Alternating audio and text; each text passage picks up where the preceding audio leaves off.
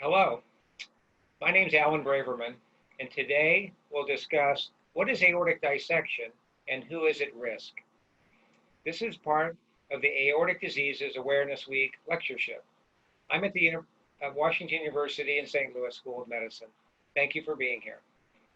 Aortic dissection is a tear in the inner layer of the aortic wall, allowing blood to enter and separate the inner and outer layers of the aortic wall. And this process can weaken the aorta, leading to instability and risk of rupture, can cause malperfusion of branch vessels, leading to ischemia in any vascular bed, or can disrupt the aortic valve, resulting in severe aortic regurgitation and heart failure. Aortic dissection is not common, affects about 10,000 people in the United States each year. Aortic dissection is sometimes referred to as the great imitator because its presentation can mimic so many other conditions that are more benign and more common. And the symptoms of aortic dissection can be highly variable, from very catastrophic in onset to relatively minor, making it a challenge to diagnose in certain circumstances. While chest pain is the most common symptom, the pain can be in the back, neck, head, abdomen, can be severe, or it can be vague.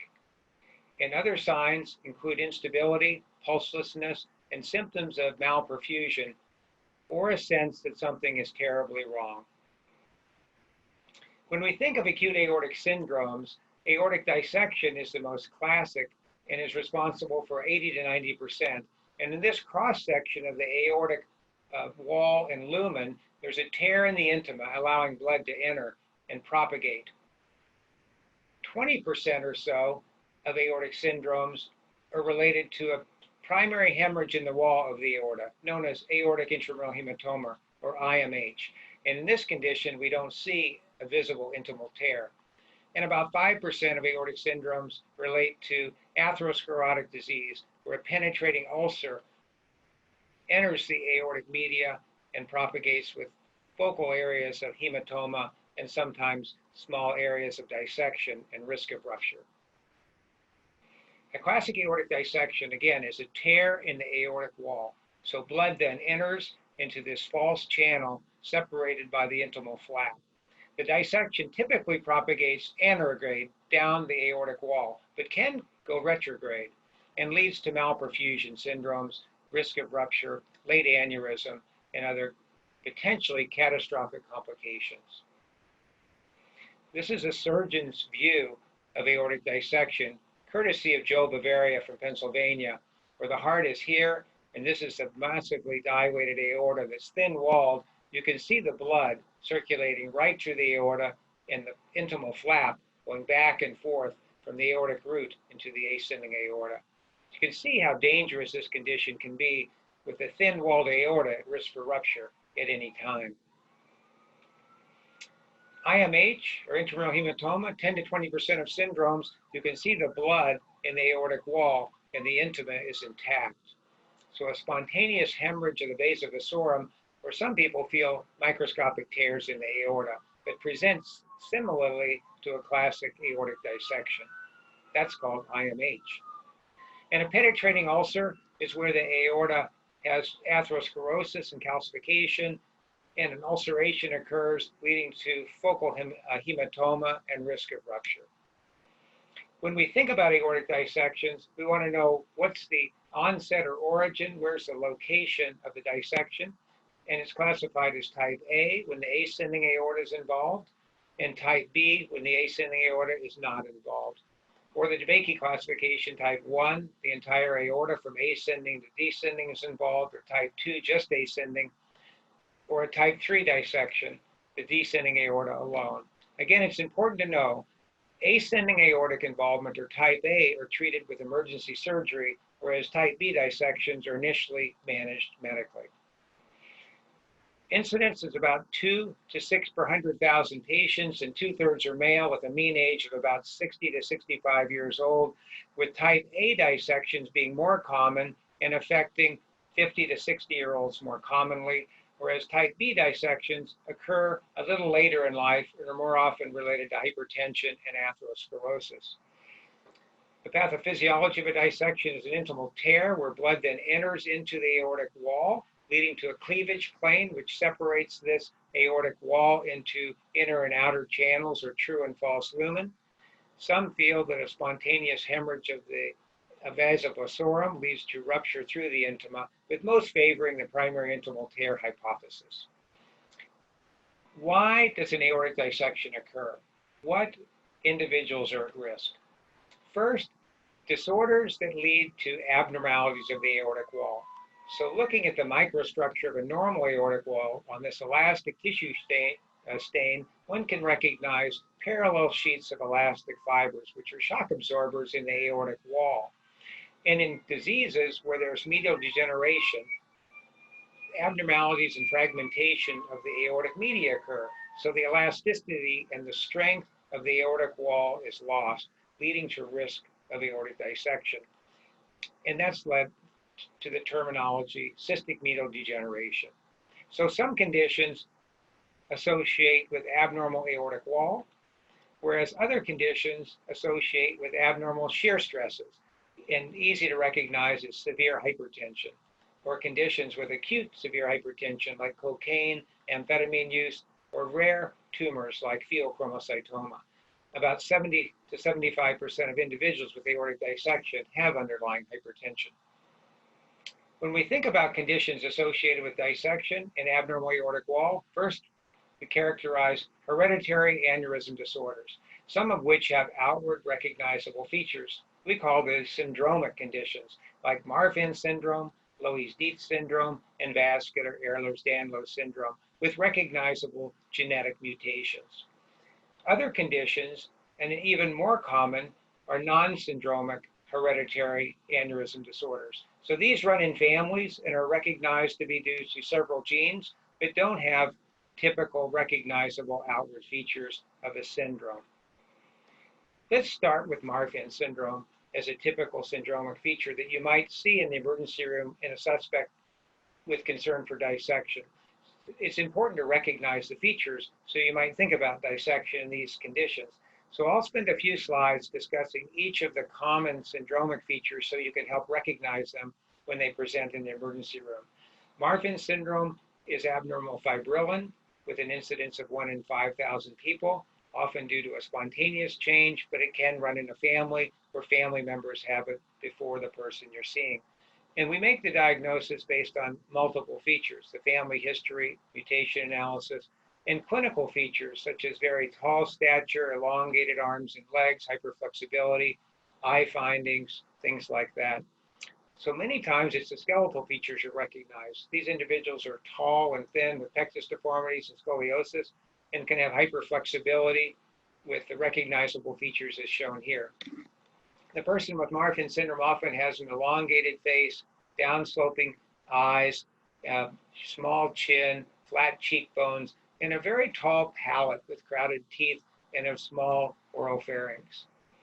Marfan syndrome, of course, leads to aneurysms of the aortic root, and that's what puts them at risk for ascending aortic dissection, but also at risk for descending dissection. A majority have mitral valve prolapse. Another condition, less common than Marfan syndrome, which can share a lot of overlap in its phenotype, is Loeys-Dietz syndrome. But other features you might recognize are the presence of club feet, abnormalities of the skin, face, eyes, and mouth. And it has a characteristic triad, which we'll review, and tortuous blood vessels on imaging and aneurysms throughout the vascular tree. And that differs than Marfan syndrome.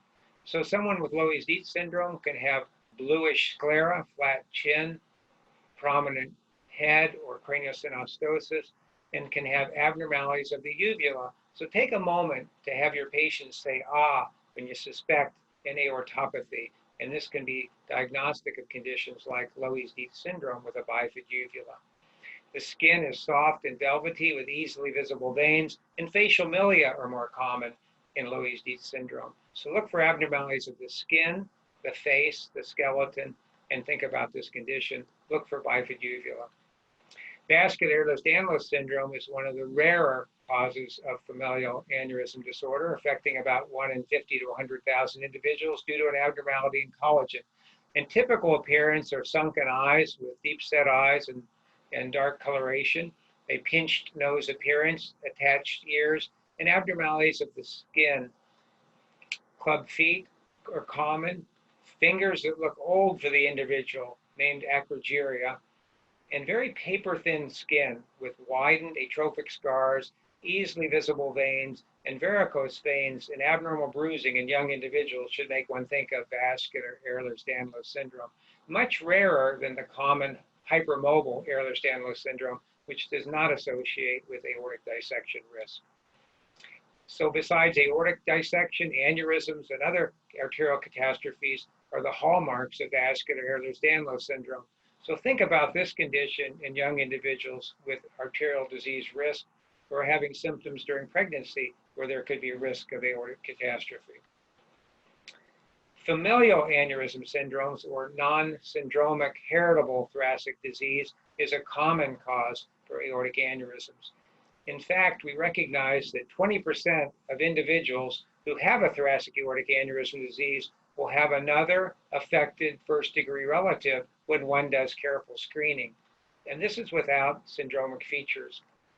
There's multiple genes that are now recognized as leading to familial thoracic aortic aneurysm disease or non-syndromic heritable thoracic disease. And these follow an autosomal dominant inheritance pattern. So when faced with an individual with suspicion for aortic dissection, ask, is there any family history of aneurysm disease, aortic aneurysm, cerebral aneurysm, or aortic dissection? And that should highlight and increase the suspicion for this condition in the person you're seeing. Bicuspid valve disease is common, mostly sporadic and isolated, but can associate with other conditions like coarctation of the aorta and Turner syndrome and can run in a family. Important to know is bicuspid valve is more common in certain aneurysm disease and is associated with abnormalities of the aortic wall. Compared to the normal flow through the aorta in a tricuspid aortic valve, bicuspid aortic valve leads to abnormal hemodynamics of the ascending aorta, leading to wall shear stresses, which associate with an increased risk of ascending aortic aneurysm and aortic dissection amongst individuals with bicuspid valve disease. And importantly, people who've had bicuspid valves removed remain at risk for late ascending aneurysm formation. And when that occurs, there's risk of aortic dissection. Turner syndrome occurs in 1 in 2,500 live born girls, associated with short stature, averaging under 5 feet tall when not treated with growth hormone, can have low set ears, lymphedema, webbed neck appearance, and delayed puberty or ovarian failure. Those are the typical hallmarks. And importantly, cardiovascular disease, including bicuspid valve and aortic dilatation, placing that individual at risk for aortic dissection, occurs in Turner syndrome women. So this is a group of people one has to recognize for this risk when cardiovascular involvement is present. In the absence of aortic enlargement or bicuspid valve disease, then aortic dissection risk is minimal. So remember that when evaluating a Turner syndrome woman for the condition of aortic dissection if presenting to the emergency room with symptoms of concern. Finally, other causes for thoracic aneurysms that can lead to dissection are degenerative aneurysms. These are atherosclerotic, associated with hypertension and other atherosclerotic risk factors, and are more common in the descending aorta and arch, and are more common in elderly individuals. Finally, amongst elderly individuals, giant cell arteritis can lead to aneurysm and risk for aortic dissection, as can other forms of arteritic syndromes. So in summary, aortic dissection is most commonly associated with hypertension. Think about the 20% of individuals with thoracic disease who have a family history. Some are genetically triggered with recognizable features called syndromic, like Marfan, Loeys, Dietz, and Beds. Others are non-syndromic. Bicuspid valve and other congenital syndromes associated with dissection risk. Trauma to the aorta, prior heart surgery, endovascular therapy like TEVAR and TAVR can traumatize the aorta. Atherosclerosis, toxins that associate with high blood pressure like cocaine and amphetamines, and inflammatory conditions of the aorta can all associate with risk of dissection. If someone has aneurysm disease, like Marfan or others, then pregnancy and weightlifting can associate with risk of dissection. In summary, aortic dissection is the most common cause in the aortic syndrome family, leading to disruption of the aorta, which can have life-threatening consequences. Risk factors for dissection we reviewed today include hypertension and conditions which affect the integrity of the aortic wall. Remember, aortic dissection often has an underlying genetic trigger, so screen first-degree relatives of the individual with dissection and ask about a family history when you're seeing the individual who could possibly have thoracic disease or aortic dissection. Those that have recognizable syndromes are at risk, as are those with prior aortic surgery and aneurysms. And when one recognizes these conditions that are associated with dissection, you can save a life when evaluating someone in the emergency room with an acute chest or back pain syndrome. Thank you very much for your attention today.